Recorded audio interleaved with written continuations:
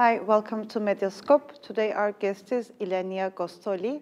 Ylenia is an independent journalist based in Jerusalem, and she writes for different media outlets, including Al Jazeera English. And today, with Ylenia, we will talk about the construction of new settlements in East Jerusalem and West Bank.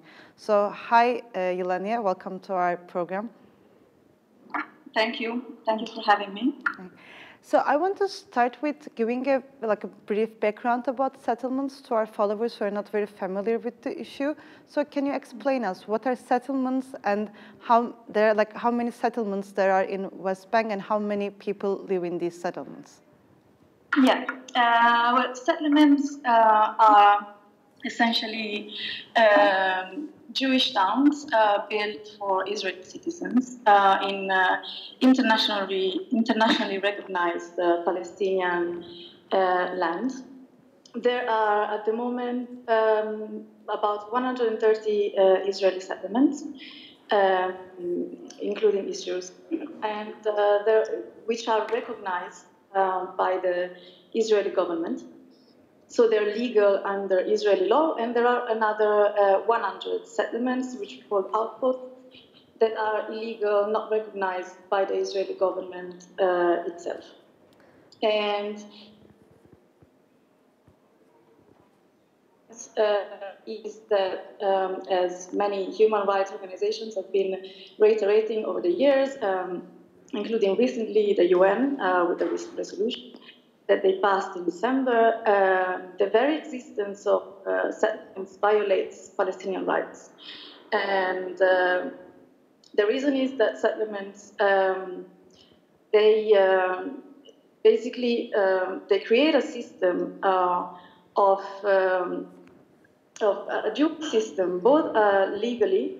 So, for instance, settlers living in the West Bank are not under the same legal system than Palestinians living in the same, literally in the same piece of land.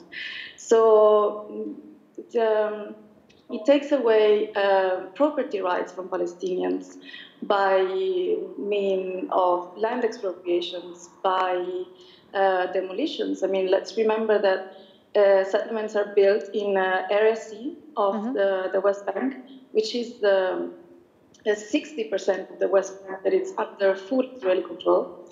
And in these 60% of the West Bank, Palestinians are barely allowed to build homes. So anyone that lives in Area C, any village in Area C, any house in Area C, is at risk of demolitions. And in fact, there's been a spike in demolitions since the beginning of this year. For instance, and again, freedom of movement of Ylenia, we lost the connection. Can you just repeat the sentence you started when you were talking about the freedom of movement? Yes, freedom of movement, again, the existence of settlement in the West Bank means that there's also a system of roads and of checkpoints and of infrastructure that is made for the settlements, and that very often roads that are connecting two settlements, or they bypass the Palestinian villages. So in that sense, and this is internationally recognized, the UN has warned repeatedly, international organization has repeatedly warned that most importantly, the existence of settlement is, puts in jeopardy the very viability of a Palestinian state. And as for the numbers, there are currently about 200,000 settlers living in the Jewish settlers in the West Bank. And few weeks ago... 600,000, yeah. Compared to about 3 million Palestinians. Okay. And a few weeks ago, Israeli government approved the construction of new settlements. It was in news all over the world. And these settlements will be constructed in East Jerusalem and West Bank. So how many new settlements are planned to to be constructing, and why this is an important news? So yes, since the beginning of the year, 2017, there have been 6,200 new settlement, not settlements, but settlement units, housing units. So these are scattered in different settlements across the West Bank, including East Jerusalem. And of course, 2017, I mean, it's also the 50th anniversary of the Israeli occupation of the West Bank. And why it's important? It's important because I think what we are seeing since the Trump administration took power in the US is that we are seeing an emboldened settler constituency that has had an increasing influence over the past few years on the policies of the Israeli government. But at the moment, it seems that the Israeli government doesn't feel the need to even hide these violations that I mentioned earlier against Palestinians. And of course, as I mentioned before, I mean, settlements are seen as an obstacle to peace.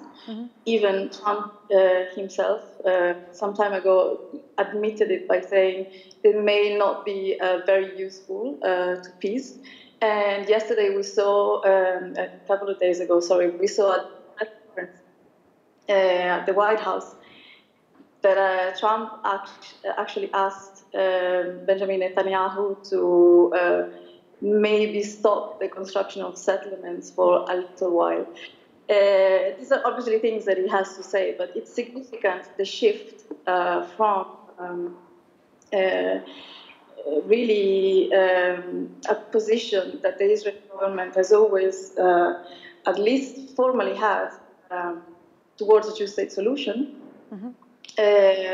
Whereas now we are seeing many Israeli politicians on the right that say that the Palestinian state is not in the cards. It's not the plan for Israel. So, and I think it's fighting settlement construction and this emboldened right be significant in the coming months, especially with the Trump administration.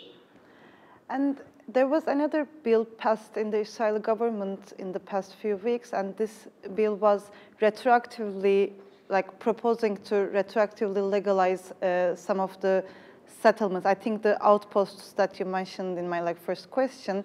So can you tell us a bit more about this bill, what it wants to do, and what are the details of the bill? Yeah, the bill legalizes outposts that are currently illegal under Israeli law, but only those built on private Palestinian land. So it means that actually the legalization of outposts has been going on for a while, according to an Israeli human rights organization called Yeshin.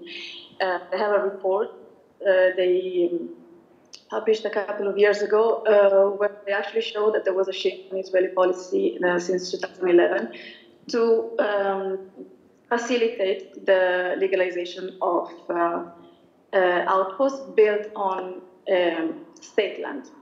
So what we are seeing at the moment is so-called regularization or legalization bill is yet another way in which the Israeli government is trying to legalize those outposts, settlements that are built on land that belongs to Palestinian state, and in this case to private individuals. So according to the law stipulates that Palestinians would get compensation for the lost land, and settlers would be able to basically to stay on the land, as they wouldn't be able to own the land, but they would be able to live there if they prove that when they build their homes or when they move there in good faith, meaning they move there with no knowledge that that was private Palestinian land, and with state support. Because let's remember also the settlements are built with state support, Israeli state support that provides, again, as I mentioned before, a network of roads and infrastructures, including electricity and so on and so forth. So yeah, this is the significance of the bill is that it's yet another. It's a very bold bill, and in fact, it's probably as many have argued, it's probably not going to Yeah, pass. that's what I wanted to ask, because like a lot of lawyers claim that this is a violation of the international law, and even the Attorney General of Israel state said that like he wouldn't support the bill if it will be taken to the court, so like he wouldn't defend it. So like, what do you think it can be legalized? What's the discussion around the legalization of this bill, which has passed like a few weeks ago? Yeah, I mean the bill passed. The Knesset passed it into law, but it's been challenged. So a number of Palestinian organizations, legal organizations, human rights organizations, with local municipalities on behalf of Palestinians are challenging this bill at the Supreme Court. They filed a petition, and it is very likely that the Supreme Court will strike down the bill. Because it's illegal, even under Israeli law itself. It violates Israel's law in terms of regards to private property. But again, there's two things bill that one of them is that this is the first time that the Knesset, the Israeli parliament, legislates for Area C of the West Bank, which is under Israeli control, but it's under military rule.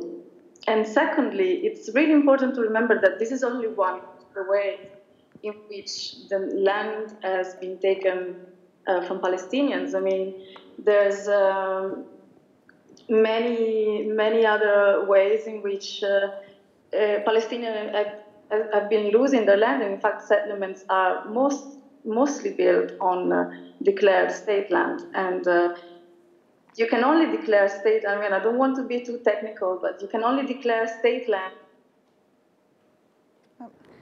Ylenia, can you hear me? So we again lost the connection. So like, sorry for this problem, but can you repeat again from like where you were explaining how we cannot declare the state land? Can you repeat from there? Yeah. So there's many ways in which Israel has been preventing Palestinians, for example, from building, from using their land. One of them is the declaration of state lands. So lands that are not registered as private Palestinian property can be declared state land according to a law, to an 1858 Ottoman law that says that if the land is not used for a number of years, it passes into the hands of the Sultan at the Ottoman times at the time. So, and it basically becomes something that the citizens, everyone, should use. But what is the problem with that is that most of the state land, most of the land that Israel has declared as state land has been used has not been put to Palestinian use, but has been put to towards building settlements that are not benefiting the Palestinian population. Obviously, they are hardly for Palestinian use. So the other ways in which Israel has been taking Palestinian land is declaration of firing zones, for example, closed areas where the communities living in these areas are constant risk of demolition, of that their homes will be demolished. There's communities in the Jordan Valley like this. There's communities in the South Hebron Hills that live in caves. But what's the reason why they live in caves is that the homes that they build next to the traditional faith are often demolished due to the fact that Israel claims they have no building permits. But why do they have no building permits? That they cannot get the building permits because they're in a firing zone that has been declared as such. Another way is the declaration of national parks in similar ways, communities with the same problems. And in total, less than 10% of state land, declared state land, is allocated for Palestinian use. And like, how are these like recent developments, the declaration of construction of new settlements and this bill which proposes to retroactively legalize these settlements, were perceived in Palestine, like by the Palestinian Authority and also by in general public? I think the Palestinian Authority has been condemning, of course, the building of settlements and the passage of the bill. They've been warning that Israel is killing any prospect for a two-state solution. And if you listen to the Palestinian public, it's pretty much reflecting the feeling, in the sense that people, it's not that people no longer believe that that could be an option, it's that they see that there's less and less political will to implement that option, especially with the new Trump administration. They see as very pro and basically going along with anything that Israel wants to do. We saw the other day at the press conference Trump saying that for him, I mean, I think we should take Trump with a pinch of salt, anything he said. But we saw that he mentioned that for him, two-state solution, one-state solution, it's the same, whatever the two parties want.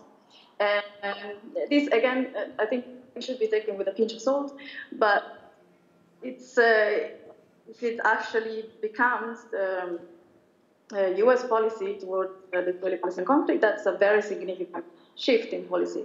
Exactly. And so from the Palestinians they basically lost faith that the Israeli leadership and even the Israeli public want a two-state solution. And by judging by some comments and some of the statements that have been made by people like Naftali Bennett, right-wing party, Jewish Home. I mean, he recently said again, the Palestinian state is not viable, it's not in the cards. I don't remember what is. Sorry, Ylenia, we lost you. That. I think that's a bit clear.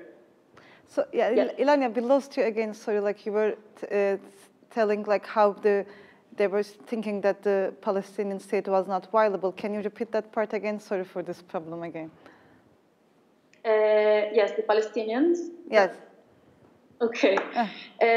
No, I was saying that I think that what I see in Palestinian public opinion is that rhetoric from the Israeli right has been very much against the establishment of a Palestinian state, which has made Palestinians think that this solution is less and less possible, maybe not viable, but possible. Actually, there was a poll, a recent poll, basically measuring Israeli and Palestinian attitudes towards the two-state solution, and it actually said that it's not that people don't believe in it. There's been a decline in how much people believe in the viability of the two-state solution since 6 months ago. So there's been a significant decline, but still about 50% of both Israelis and Palestinians still believe that it's possible. What they don't believe is that it's possible with the current conditions, political conditions, and also negotiating terms. Okay. Okay, Ylenia, thank you very much for your participation. Thank you for having me. Thank you. I hope we can do another program again together. So today our guest was Ylenia Gostoli. I lost you, actually. Sorry, can you hear me? Yes. Okay, Yeah. I'm just like closing the program. So today our guest was Ylenia Gostoli, and we spoke about the construction of new settlements in West Bank and East Jerusalem, and how Israel declared construction of new settlements, and it tried to pass a bill that retroactively legalizes already existing outposts, and how these developments were perceived in Palestine. So thank you very much for watching us. Thank you for having me.